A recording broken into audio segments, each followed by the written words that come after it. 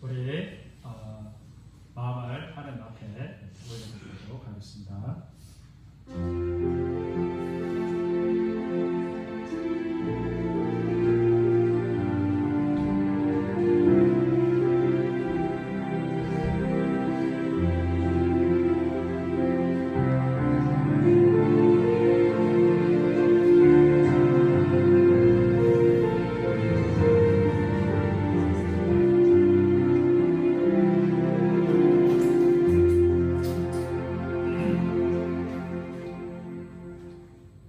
하나님 아버지, 저희들에게 또한 이렇게 예배의 자리를 허락하여 주셔서 감사를 드립니다.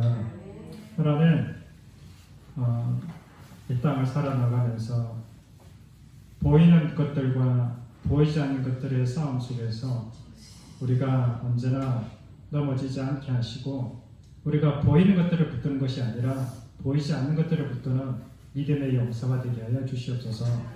하나님, 오늘 예배 가운데 주 성령 하나님께서 임재하여 주시고 우리들의 심령 속에 성령 하나님께서 마땅히 들려주시고자 하는 말씀을 우리가 듣게 하여 주시옵소서. 하나님, 우리 예배 가운데 주님께서 임재하여 주시고 우리 예배를 주님 받아 주시옵소서. 감사드리며 예수님의 이름으로 기도드렸습니다. 아멘. 예, 감사합니다.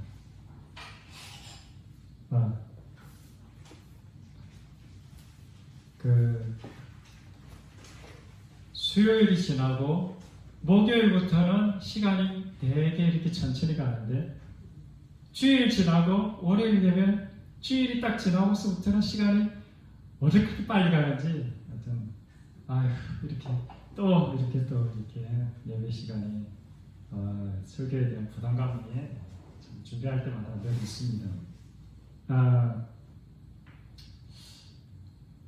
살아있다는 것은 무엇입니까? 죄송합니다. 안경을 좀 써야 되죠. 살아있다는 것은 무엇입니까? 우리가 살아있기에 이 자리에 앉아 있는 것 아니겠습니까? 살아있다는 것은 반드시 변화를 동반하게 되어 있습니다. 다르게 말하면 변화하지 않는 것은 이미 죽은 것이라고 봐도 사실은 무방할 것입니다. 제 집 앞에 있는 뽕나무가 잎이 이제 무성해졌어요. 봄에 그 잎이 다 벌레에 갉아먹혀가지고 다 떨어졌는데 다시 완전히 무성해졌거든요. 근데 또 오늘 보니까 몇 군데가 또 벌레에 또 잡아먹히고 있더라고요. 살아있다는 것은 치열한 생존을 위한 싸움 가운데 있다, 이렇게 봐도 무방할 것입니다. 우리도 오늘 살아있기에 내 육신이 사망으로 끌고 가자는 세상에 보이지 않는 세균들, 독소들과 이렇게 내 몸이 치열하게 생존을 위한 싸움을 하고 있는 것 아니겠습니까? 왜 육체도 이 생존을 위해서 나의 그 배고픔과 허기짐과 또 나의 존재를 지키기 위한 그 싸움을 하는 것처럼, 영적으로도 마찬가지로 내 영이 살아있는 존재라면, 내 영이 그 주님의 말씀으로 거듭난 살아있는 존재라면 우리는 반드시 나의 이 영혼을 주기 위한 세력과의 치열한 영적 전쟁 가운데 있다, 이런 것을 우리는 알아야 될 것입니다. 내가 영으로 거듭났다면, 내 영이 새롭게 태어났다면 내 안에서 일어나는 생명의 그 꿈틀거리는 이 약동을 그 누구도 막아낼 수 없다, 이런 것 아니겠습니까? 마치 성령을 받은 자가 그 배에서 생수의 강이 흘러나오는 것처럼 내 안에 있는 이 심령에 있는 변화를 그 누구도 막아내지 못한다, 이런 것 아니겠습니까? 성령으로 거듭난 자는 비가 온 후에 죽순이 자라듯이 그렇게 왕성한 활동력으로 이 생명의 성령의 활동이 드러나는 것은 지극히 당연한 것입니다. 우리 집 앞에 또 보면 그 뽕나무 밑에 이제 호박이 이렇게 어느 날 보니까 이렇게 조그맣게 맺혔더라고요. 그래서 호박이 가을에도 맺히네, 저러다가 좀 알겠지 했는데 며칠 왔다 갔다 하는 사이 어느 성인가 호박이 이따만해졌어요. 그래서 진짜 이 녀석 잘 자란다, 그냥 보기와 다르게 쑥쑥 자라는 것처럼. 그래서 우리도 우리 안에 성령으로 거듭난 하나님의 영이 계시다면 나 같은 이기적인 존재가 하나님을 닮은, 그리스도를 닮은 그러한 사랑의 존재로 날마다 변해가는 것은 지극히 당연한 건 아니겠습니까? 마가복음 4장 26절에서 28절에 이런 말씀이 있습니다. 제가 오늘 성경 말씀을 준비했는데 짧게 준비하려고 했는데 또 이렇게 내용이 길어져서 어떤 본문을 제가 읽도록 하겠습니다. 마가복음 4장에 이런 말씀이 있습니다. 천국에 대한 비유인데 세 번역으로 읽어드리도록 하겠습니다. 예수님께서 또 말씀하셨다. 하나님의 나라는 이렇게 비유할 수가 있다. 어떤 사람이 땅에 씨를 뿌려놓고 밤낮 자고 일어나고 하는 사이에 그 씨에서 싹이 나고 자라지만 그 사람은 어떻게 그렇게 되는지를 알지 못한다. 땅이 저절로 열매를 맺게 하는데 처음에는 싹을 내고 그 다음에는 이삭을 내고 그 다음에는 이삭의 알찬 나달을 낸다. 이런 말씀이 있습니다. 이것이 바로 천국의 비유라는 것이죠. 내가 알든 모르든 우리가 느끼든 느끼지 못하든지 간에 내 안에 있는 거듭난 그 영이 내 안에 떨어지게 되면 내 안에 있는 치열한 이 세상과 영적 전쟁 속에서 살고자 하는 그 어떤 그러한 이 몸부림이라고 그럴까 생명력이라고 그럴까 어떤 그러한 영적인 실체적인 싸움이 일어나고 있다는 것이고 그 싸움은 반드시 영적인 성장과 변화로 나타나게 되어 있는 것입니다. 이것이 바로 영적 세계의 현실인 것입니다. 내 안에 영이 살아있기에 그 내 안에 영이 자라나고자 하는 이런 욕망들이 아주 강력하게 꿈틀꿈틀거린다는 것이죠. 그래서 마침내 아름다운 열매를 맺으려는 그 힘과 또 이것을 막아보려고 어떻게든지 그 세력을 죽이려고 하는 이 보이지 않는 영적인 존재와의 치열한 싸움이 우리에게 일어난다는 것입니다. 그래서 성경 말씀에는 선줄로 생각하는 자는 넘어질까 조심하라. 그리고 먼저 된 자는 나중되고 나중된 자는 먼저 된다. 실족하게 하는 일이 없을 수는 없다. 그러면서 우리 안에 이러한 하나님 나라를 향한 또는 하나님의 그 성품을 향한 치열한 영적인 그러한 자랑과 이것을 어떻게든지 꺾으려고 하는 보이지 않는 세력과의 영적인 전쟁이 우리의 현실이다. 그래서 우리는 계속해서 변화에 대해서 알아보고 있습니다.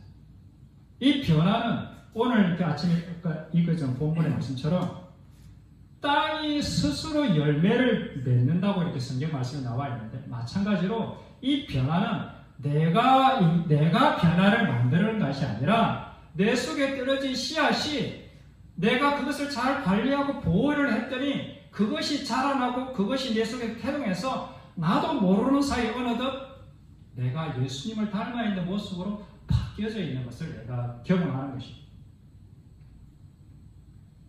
우리는 변화에 대해서 왜 그토록 수많은 교회들이 많은데 왜 그토록 참된 믿음의 진짜 크리스찬을 찾아보기 어려운가 이것에 대해서 알아보고 있습니다.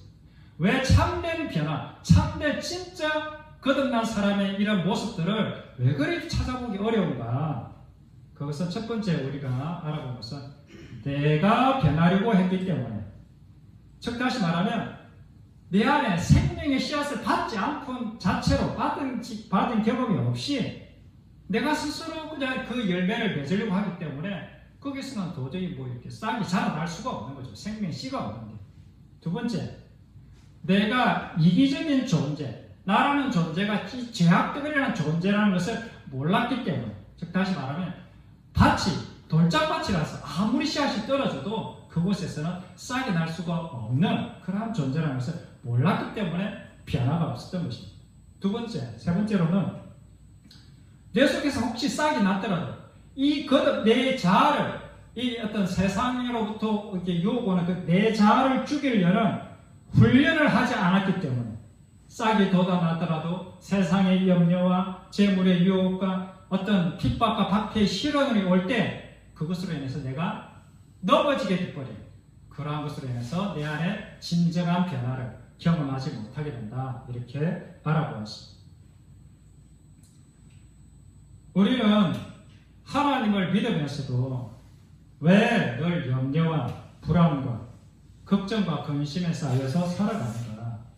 왜 나는 여전히 타인의 시선으로부터 자유롭지 못한가? 사람들에게 어떻게 보여질까에 대해서 그러한 어떤 뭐라고 체면이라고 그럴까? 또 다르게 표현하면 다른 사람 나를 어떻게 평가하는 것에 대해서 내가 이렇게 자유롭지 못한다. 저는 아마 99.9%는 내가 여전히 거듭나지 못하고 죽어 있기 때문에 이러한 것에서 자유롭지 못하고 이러한 곳에서 어떤 변화를 경험하지 못하는 건 아닌가 저는 그렇게 생각합니다. 우리의 변화는 내가 교회를 안 다니는 사람이 나는 교회를 다니게 됐고 기도를 예전에 안 하던 사람이 이제는 나는 기도를 하는 사람이 됐고 예전에는 성경을 안 읽던 사람이 나는 이제는 성경 읽는 사람이 됐다. 이런 외적인 변화가 아니라 예전과는 완전히 다른 내 안에서 경험되어지는 그러한 존재론적인 변화. 왜 이러한 변화를 우리는 경험하지 못하는가? 라는 것을 묻고 있는 것입니다. 사실은 세상 사람들도 좋은 강의를 듣고 그리고 책을 보면서 또 자신의 삶 속에서 특별한 어떤 경험을 통해서 인생의 극적인 변화를 경험하기도 합니다. 어쩌면 우리 크리스천들보다도 더 나아 보이는 사람들도 더 성숙해 보이는 사람들도 주변에 얼마든지 있을 수 있습니다. 그런데 사실 그들이 받은 변화는 어떤 변화들이냐? 그들이 받은 변화는 존재론적으로 완전히 내가 거듭난 변화가 아니라 사실은 뭐라고 그럴까? 마치 죽은 무덤을 그대로 둔 채로 안에 시체를 그대로 둔 채로 그 무덤에 있는 봉분만 예쁘게 잔디로 깎아내고 거기다 페인트 칠을 하고 마치 그 속에는 사람이 죽은 사람이 없는 것처럼 더러운 시체가 안 보이는 것처럼 이렇게 개선하는 것과 같은 변화밖에 될 수 없다. 이것이 세상에서 말하는 세상에서 주는 최대한의 변화가 자기 자신의 조금만 개선의 모습 겉모양만 바뀌는 변화다. 예수님께서 이런 말씀을 하셨습니다. 마태복음 11장 29절에 나는 마음이 온유하고 겸손하니 나의 멍에를 베고 내게 배우라. 그리하면 너희 마음이 힘을 얻으리라. 이런 말씀을 하셨습니다. 이 말씀은 저는 이렇게 해석합니다. 주님을 믿는 사람은 반드시 주님처럼 마음이 온유하고 겸손한 사람으로 변화된다는 것을 말하는 것이다. 왜냐하면 주님의 멍에는 쉽고 가볍기 때문에 주님의 멍에를 내가 메고 주님을 배우게 될 때 어떤 일이 벌어지느냐? 그때 비로소 내 마음에 쉼과 평안을 누리게 된다. 그래서 마음이 진짜 예수님의 멍에를 배우고 예수님을 배우게 되면 내 마음이 쉼을 얻게 되고 평안을 누리게 될 때 그때 어떻게 되느냐? 그런 사람에게 주님의 겸손과 온유가 그 속에서 자라나게 된다. 이것이 주님을 믿는 자들에게 주시는 주님을 따라오는 자들에게 주시는 하나님의 선물이 아닐까 저는 그렇게 생각합니다. 나는 과연 온유한 사람으로 변해가고 있습니까? 나는 과연 겸손한 사람으로 변해져 가고 있습니까? 내가 겸손해지려고 하는 것이 아닙니다. 성경은 내가 온유해지려고 노력하는 것이 아닙니다. 이런 것은 세상 사람들도 하는 것입니다. 세상 사람들도 자기 자신을 겸손해지려고 노력을 우리보다 더 열심히 할걸요 아마. 세상 사람들도 온유해지려고 우리보다 더 어떻게 보면 더 열심히 노력할지도 모릅니다. 그러나 그들은 결코 이러한 겸손과 온유에 도달하지 못할 것입니다. 겸손한 척, 온유한 척은 할 수 있을지 모르지만 결코 겸손한 존재로 바뀌는 것, 온유한 존재로 바뀌는 것은 불가능한 것입니다. 물론 우리도 크리스천들도 그러한 겸손과 온유를 아예 노력하지 않는다? 그런 것은 아닙니다. 물론 노력합니다. 그러나 그 노력조차도 엄밀하게 우리가 내 자신을 살펴보면 어떻느냐? 그것은 내가 겸손하려고 온유하려고 노력하는 것이 아니고 그것이 내 안에서 되어진다는 사실을 자기 자신이 발견하게 될 것입니다. 주님을 믿는 사람, 주님을 따른 사람, 주님께 배우는 사람은 나도 모르게 주님을 따랐더니 내 속에서 온유함이 자라는 것을 보게 되는 것입니다. 겸손함이 자라나는 것을 내가 보게 되는 것입니다. 왜 그러냐? 하늘의 씨앗이 내 속에 들어갔기 때문에 그 하늘의 씨앗 속에 온유와 겸손과 사랑과 이 모든 성품들이 내 안에 들어오는 것입니다. 이것이 거듭나는 것입니다. 이것이 밭에 감추인 보화인 것입니다. 이것이 바로 생명의 열매인 것입니다. 그래서 그 하늘의 씨앗이 내 속에서 맺혀진 그것을 보고 주님께서는 바로 성령의 열매라 이렇게 부르는 것입니다. 그래서 우리 속에 성령의 열매가 맺혀진 것을 보고 하나님께서는 우리를 심판하시겠다. 네가 거듭났는지, 네가 내 백성인지, 내가 진짜 내 자녀인지 네가 그것을 보고 심판하시겠다 이렇게 말씀하시는 것입니다. 반대로 이 열매를 맺지 못하는 나무마다 어떻게 됩니까? 찝혀서 불에 던져지게 되는 것입니다. 이 문제는 결코 가볍게 생각해야 될 문제가 아닌 것입니다. 내 안에 온유와 성품이 있으면 좋고 없으면 뭐 상관없고 이렇게 문제가 아니라 이것이 나에게 보이지 않는다면 나는 어쩌면 거듭나지 못한 존재가 아닐까라고 심각하게 생각해 보아야 할 것입니다. 이 내 안에 있는 하나님의 성품, 온유와 겸손과 사랑 이러한 것들이 천국 백성과 지옥 백성을 가르는 기준이 될 것이다. 성경은 그렇게 우리에게 경고하고 있습니다. 왜냐하면 이 열매는 원래 내 안에 없는 열매이기 때문에 그런 온유의 성품, 겸손의 성품이 맺혀진다면 그것은 내로부터 말미암은 것이 아니라 하늘에서 내게 선물로 준 그 씨앗, 그 속에 든 그것이 내게 맺혀졌기 때문에 그 열매가 내게 나타난 것인 것입니다.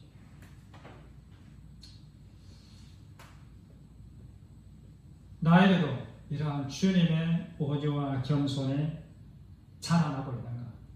그 봄비에 죽순이 자라듯이 그 조그마한 호박이 어느덧 이렇게 큼직한 호박으로 자라나듯이 내 안에 작은 온유 그 씨앗이 점점 커져서 많은 사랑을 품을 수 있는, 많은 사람을 이렇게 받아들이고 용납할 수 있는 그런 온유와 겸손이 내 안에서 자라나고 있는가? 그것을 성경은 우리에게 묻고 있습니다. 이러한 변화, 이러한 내 속에 있는 생명의 변화가 보이지 않는다면 아마도 어쩌면 나는 주님을 모르는, 주님을 만난 적이 없는, 거듭나지 못한 사람일 수 있지 않을까? 우리는 심각하게 되돌아보아야 할 것입니다. 성령의 열매는 나에게 맺히는 것이 아니라 성령의 나무에 맺혀지는 열매가 성령의 열매인 것입니다. 다시 말하면 우리는 단지 그리스도의 나무라는 그 나무 줄기에 접붙여진 하나의 작은 가지에 불과한 것이 우리들 아니겠습니까? 왜 우리가 그리스도의 가지, 그리스도의 그 나무에 붙어 있어야 되느냐? 왜냐하면 우리 안에 그 온유와 겸손을 만드는 그 성품을 만드는 원래 재료가 우리 안에 없기 때문에 그 성품의 근원이 되시는 그분께 우리가 붙어 있을 때만이 접붙여져야만이 비로소 우리 안에 생명의 열매가 싹이 나게 되는 것입니다. 우리는 나의 어떤 힘, 내가 만드는 어떤 것으로 우리가 변화되는 것이 아니라 그분께서 주시는, 공급해 주시는 그 생명의 양식을 통해서 우리가 그 양식의 통로가 돼서 우리 가지 끝에 매달리는 게 뭐냐면 성령의 열매들이 맺혀지게 되는 것입니다.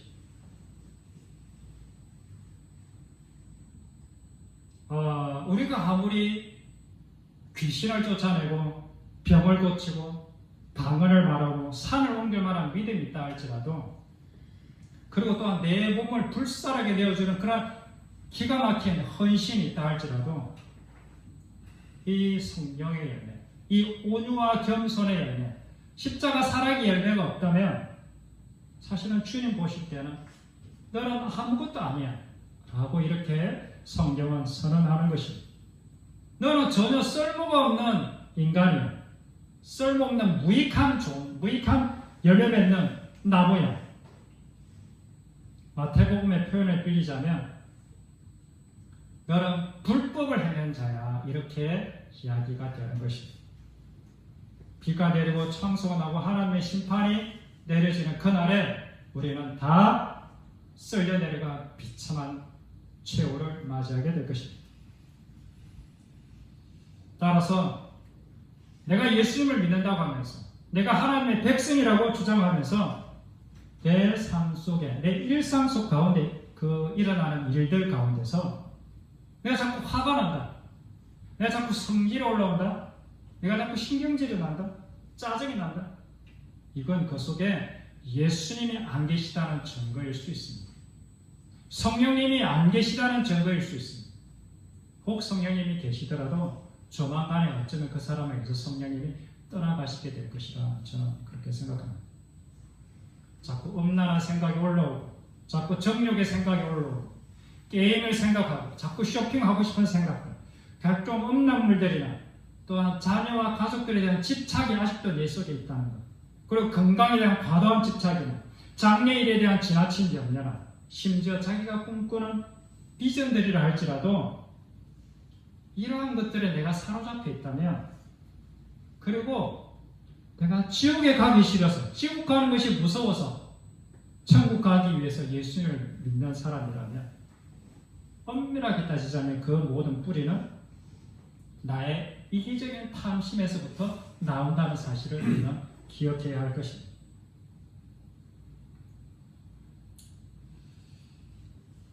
이 모든 것들의 뿌리가 어디냐? 나의 이기적인 탐욕이라는 이 죄의 뿌리에서 올라오는 것들입니다. 이것을 성경에서는 육신의 생각이라, 땅의 생각이라, 이러한 모든 것들은 같은 뿌리에서 나오는데 이 죄로부터 이제 나오는 것들인데 이것이 바로 뭐냐면 사실은 사탄이 우리에게 던져주는 그러한 생각들이라는 것입니다. 로마서 8장 7절 8절에 이런 말씀이 있습니다. 육신의 생각은 하나님과 원수가 되나니 이는 하나님의 법에 굴복하지 아니할 뿐만 아니라 할 수도 없습니다. 육신에 있는 자들은 하나님을 기쁘시게 할 수 없나니라. 우리의 영적인 싸움은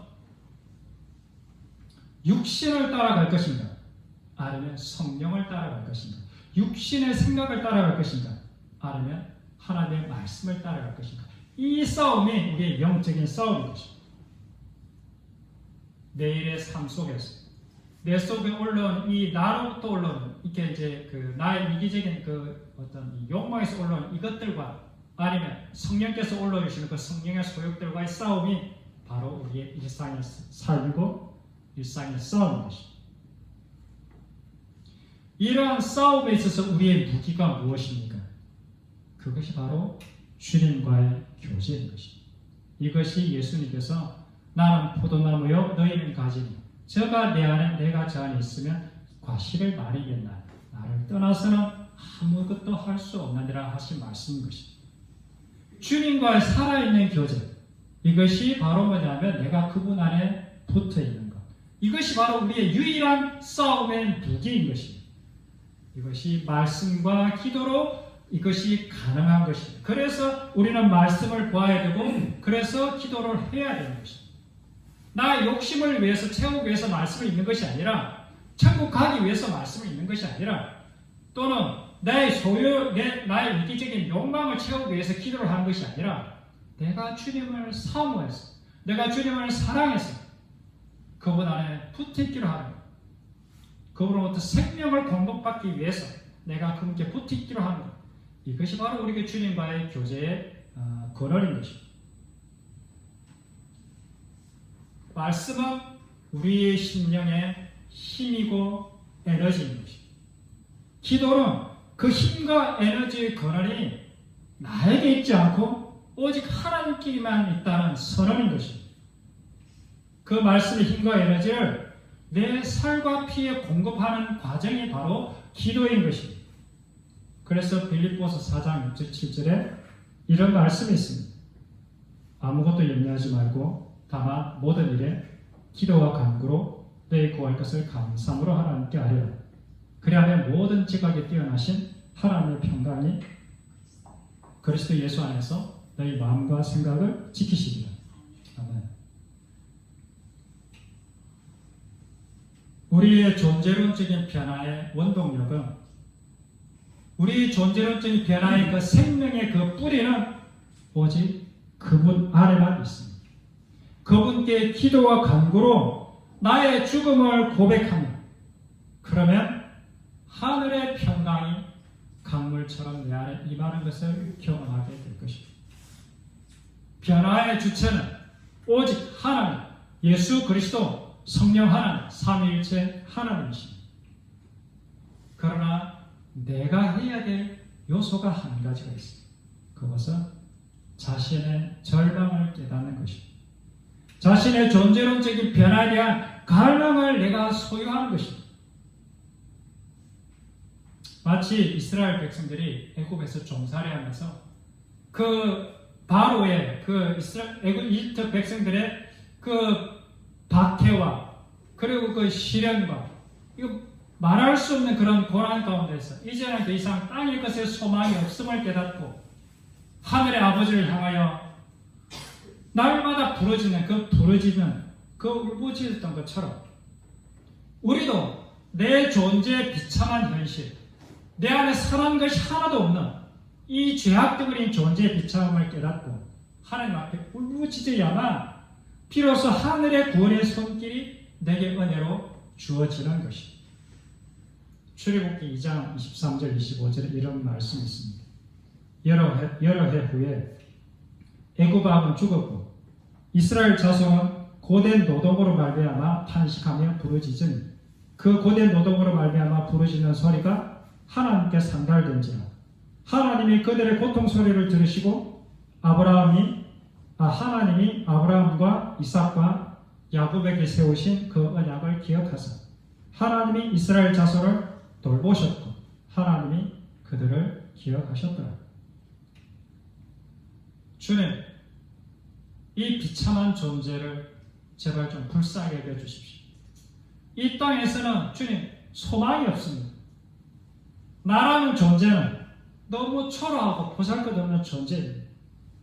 주님, 내 안에 그 어떤 선한 것도 없나 이 더러운 존재, 주님 이 죄악의 감옥으로부터 제발 나를 구원해 주십시오. 이러한 부르짖음 가운데 주님께서는 은혜의 손길을 베푸시는 것입니다. 출애굽기 33장 19절에 이런 말씀이 있습니다. 세 번역으로 읽어드리겠습니다. 주님께서 대답하셨다. 내가 나의 모든 영광을 내 앞으로 지나가게 하고 나의 거룩한 이름을 선포할 것이다. 나는 주다. 나는 은혜를 베풀고 싶은 사람에게 은혜를 베풀고 불쌍히 여기고 싶은 사람을 불쌍히 여긴다. 우리 하나님은 은혜를 베풀고 싶은 사람에게 은혜를 베푸신다는 거죠. 긍휼을 베풀고 싶은 사람에게 긍휼을 베푼다는 것입니다.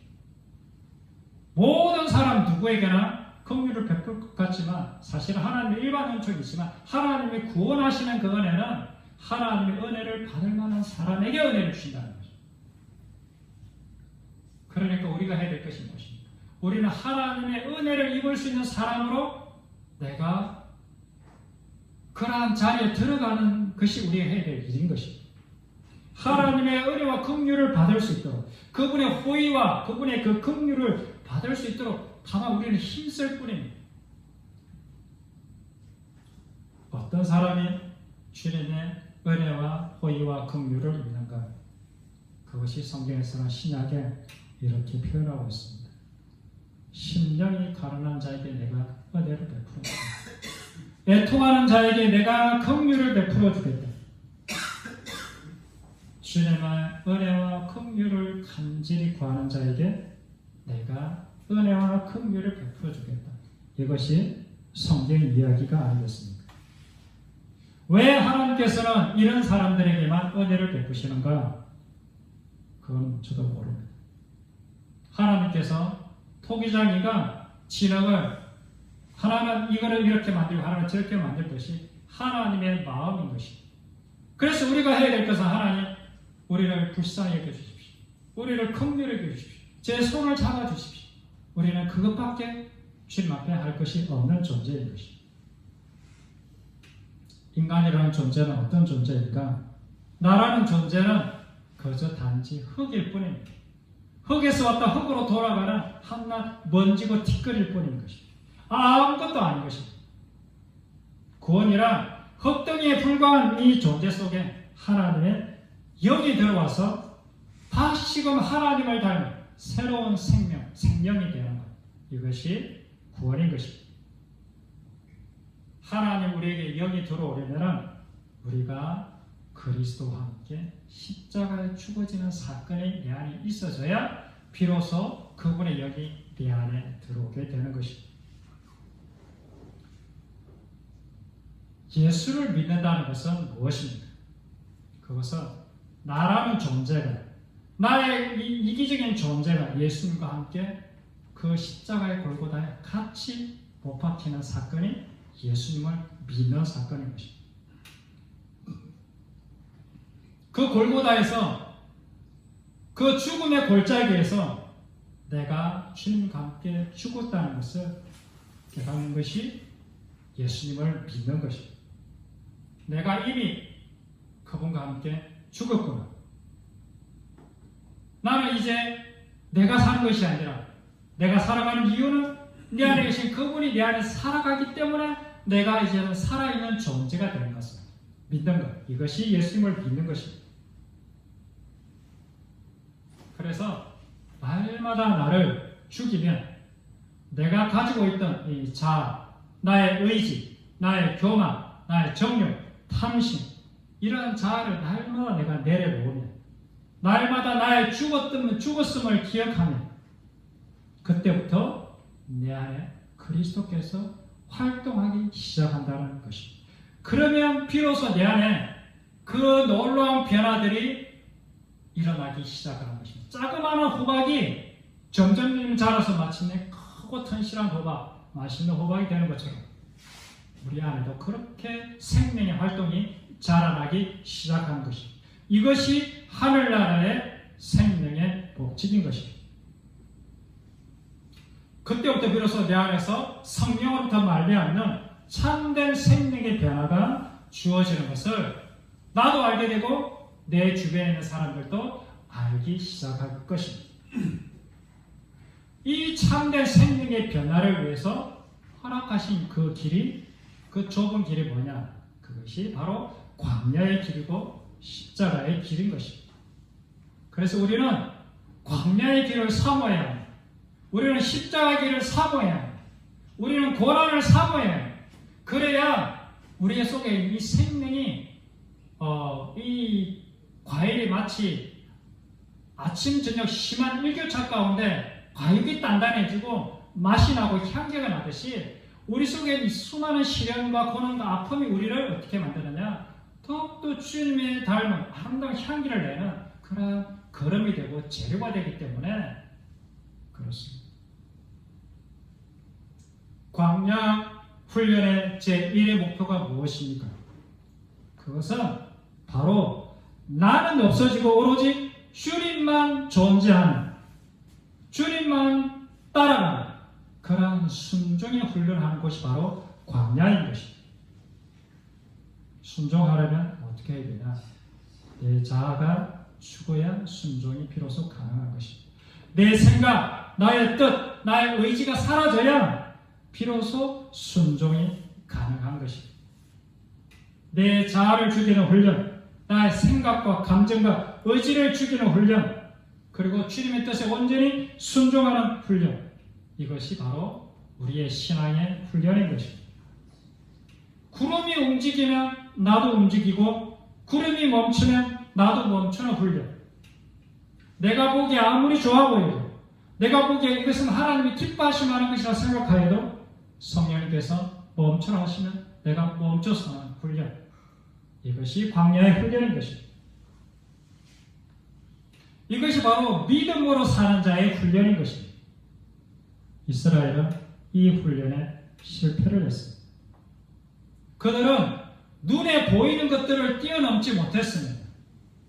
눈에 보이는 것들 때문에 보이지 않는 하나님의 약속을 저버렸습니다. 사울도 이 훈련에 실패를 했습니다.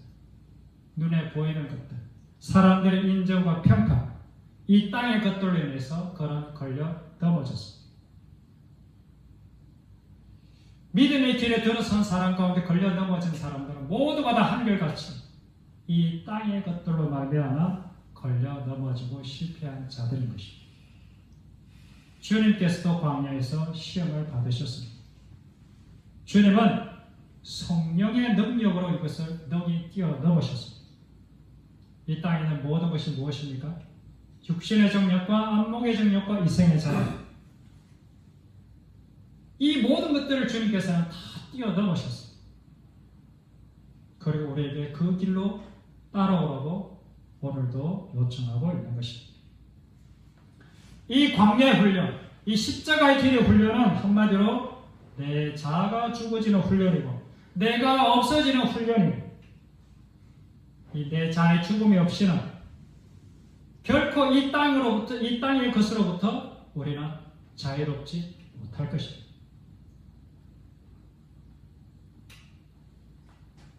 우리가 너무나도 잘 아는 말씀입니다. 진리를 알지니 진리가 너희를 자유케 하리라. 이 땅의 진정한 자유는 우리가 어떻게 얻을 수 있습니까? 그 자유는 이 땅에 보이는 것들, 이 땅에 먹고 사는 문제를 뛰어넘은 사람에게 주는 것입니다. 인간관계에 대한 어떤 애착을 뛰어넘은 사람에게 허락하는 것입니다. 마지막 남은 나의 자존심의 문제를, 세상의 평판을 뛰어넘은 사람에게 주어지는 것이 바로 하늘의 진정한 자유와 평안인 것입니다. 세상 사람들은 먹고 사는 문제, 인간의 관계의 문제, 마지막 남은 자기의 자존심의 문제를 뛰어넘으려고 그렇게 노력을 합니다. 그러나 육체가 살아있는 한 절대로 이것을 뛰어넘을 수가 없습니다. 물론 부분적으로는 너무 뛰어넘을 수가 있지만 예수 그리스도 십자가 외에는 이것을 뛰어넘을 길이 이 땅에는 어느 곳에도 없는 것입니다. 그래서 유일하게 예수 그리스도 십자가만이 우리의 유일한 구원의 길이 되는 것입니다. 십자가 그 사랑만이 이 땅에 매여 있는 우리를 이 땅의 것에 대해서 모든 것을 내어놓고 모든 것을 버리고 주님 한 분만으로 만족하는 사람이 되는 유일한 구원의 길이 되는 것입니다.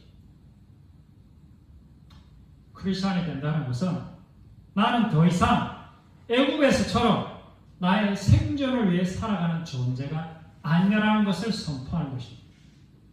나의 이기적인 탐욕을 위해서 사는 존재가 아니라는 것을 선포하는 것입니다.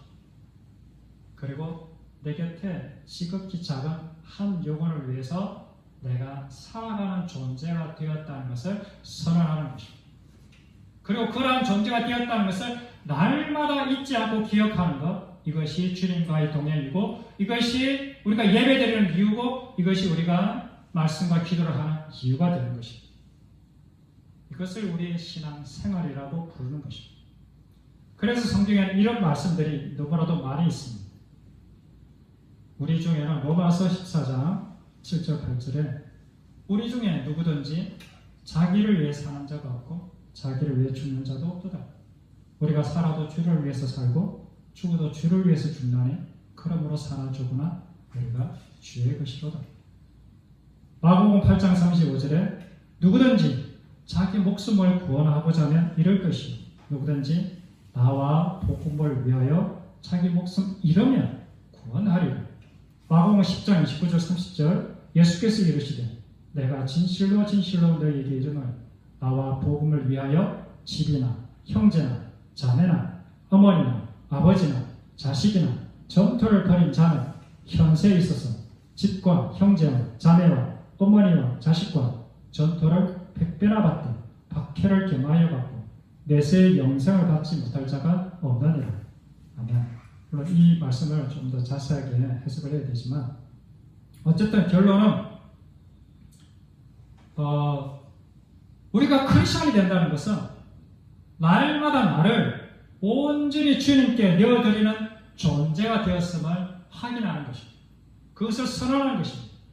죽으면 죽으리라는 자세로 하나님만 전적으로 의지하는 존재가 되었다는 것을 말하는 것입니다. 마태복음 18장 3절에 이런 말씀이 있습니다. 이르시되 진실로 너희에게 이르노니 너희가 돌이켜 어린아이들과 같이 되지 아니하면 결단코 천국에 들어가지 못하리라. 어린아이와 같이 되지 아니하면 결단코 천국에 들어가지 못하리라. 정말 두렵고 떨리는 말씀 아닙니까? 천국에 못 들어간다고 예수님께서 분명히 말씀하셨습니다. 어린아이와 같이 된다는 게 뭔가? 저는 이렇게 생각합니다. 어린아이와 같이 된다는 것은 어린아이가 이렇게 애기랑 엄마랑 아르기 집사님이 예준이 애들이 어렸을 때 데리고 이제 놀이공원에 가지 않습니까? 그럼 아기가 어렸을 때 놀이공원 사람들이 많지 않습니까? 그럼 자기가 어디에 있는지도 모르고 자기가 어디로 갈지도 모르는 상황에서 아기가 갈 수 있는 유일한 것이 무엇입니까? 그것은 엄마 아빠의 손을 꼭 붙잡는 것입니다. 부모와 떨어지지 않으려고 부모의 손을 꼭 붙잡는 것, 이것이 바로 어린아이와 같이 되지 아니하면 이라는 뜻이라고 저는 생각합니다. 우리도 이런 어린아이처럼 아버지의 손을 꼭 붙드는 사람, 아버지만을 전적으로 의지하는 사람, 이런 사람이 되지 않으면 결단코 천국에 못 들어간다. 천국에 누가 데려갑니까? 아버지가 데리고 천국으로 들어가는 것입니다. 그러니까 우리는 누구의 손을 꼭 붙잡아야 됩니까? 아버지의 손을 꼭 붙잡는, 아버지만 의지하는 사람이 되는 것입니다.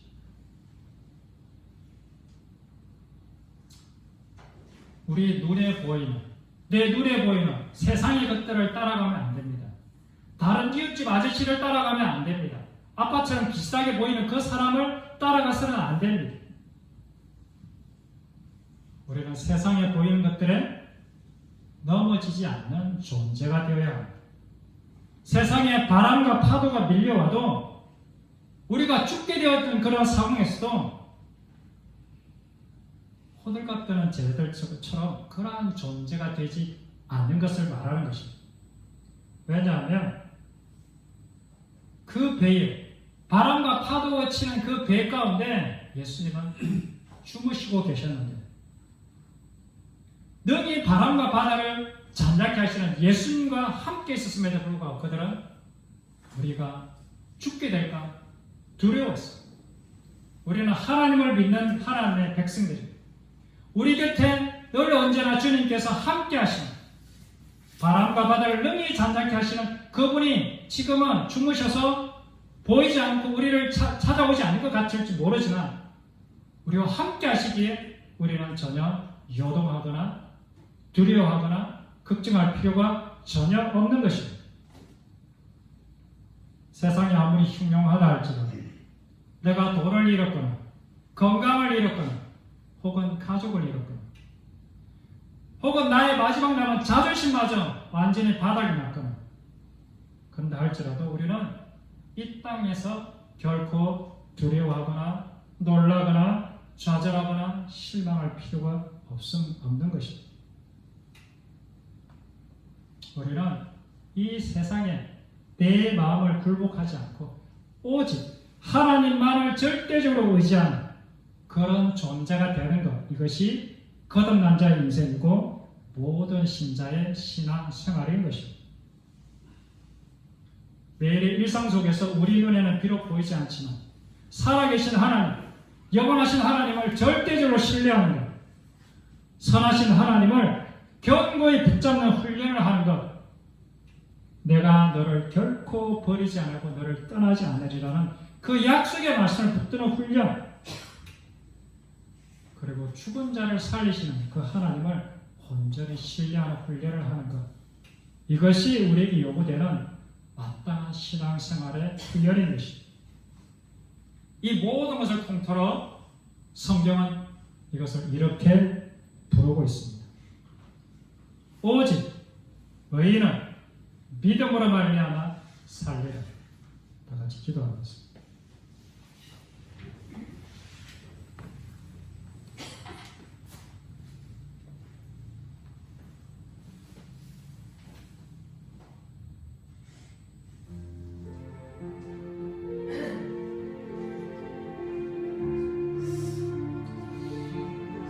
하나님 아버지, 우리를 이 죄악된 세상에서 건져내셔서 곧바로 가나안 땅으로 들이지 않으시고 광야의 길을 통과하게 하신 그 주님의 사랑에 감사를 드립니다. 우리 인생 가운데 고난의 길을 허락하신 주님께 감사를 드립니다. 하나님, 광야에 나올 때만이 비로소 살아계신 하나님이 어떠한 분인지 우리는 경험하게 되는 것입니다. 우리가 고난 중에 있을 때만이 내 힘을 의지하고 내 생각들이 이 세상이 풀어져 가는 것이 아니라, 나는 아무것도 아니구나, 나에게는 할 수 있는 것이 아무것도 없구나, 나라는 존재는 정말 무익한 존재구나 하는 것을 깨닫게 된 것 아니겠습니까? 주님, 우리를 이 광야의 길로, 이 십자가의 길로, 이 고난의 길로 주님 우리를 인도하여 주시옵소서.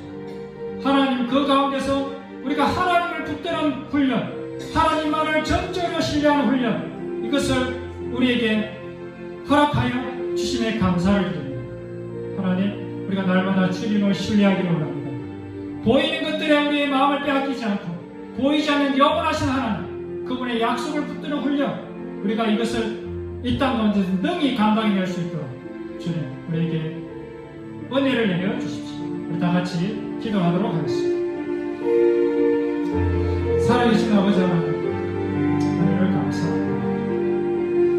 하나님, 우리에게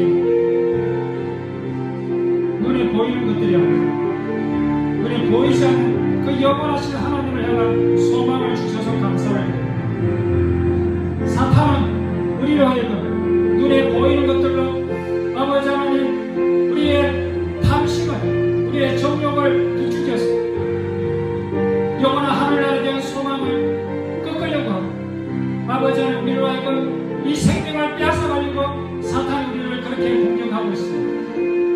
그러나 모든 염려, 모든 걱정, 모든 근심을 다 주님께 내어맡기는 훈련, 오로지 하나님 한 분만을 의지하는 훈련,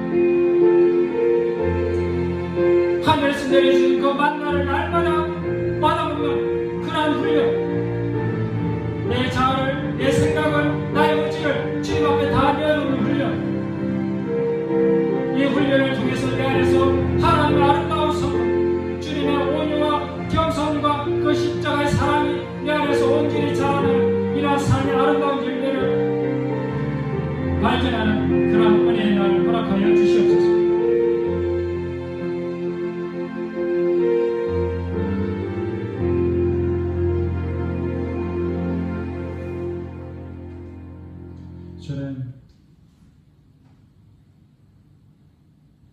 저희가 그냥 그저 허기고 주님 앞에서 아무것도 아니라는 사실들을 잊지 않게 하여 주시옵소서. 주님, 주님이 없이는, 주님을 떠나서는 우리가 아무것도 할 수 없는 정말 그러한 존재라는 것을 한시도 잊지 않게 하여 주시옵소서. 그래서 어린아이처럼 아빠의 손을 꼭 붙잡는 그 어린아이처럼 아버지만을 절대적으로 붙잡고 절대적으로 신뢰하고 나를 향한, 나에게 일어나는 그 모든 환경 가운데서 아버지의 선하심과 신실하심과 그 사랑과 그 자비와 그 긍휼하심이 풍성하신 그 하나님에 대한 그 신뢰를 우리가 놓지 않게 해 주시옵소서. 하나님, 우리 광야교회 식구들 모두가 다 하나님만을 절대로 신뢰하는 믿음의 용사, 그리고 주님의 그 사랑이 내 안에 들어와서 이 땅 가운데 주님의 사랑을 전파하는 사랑의 용사들로 자라가게 하여 주시옵소서. 감사드리며 예수님 이름으로 기도드렸습니다.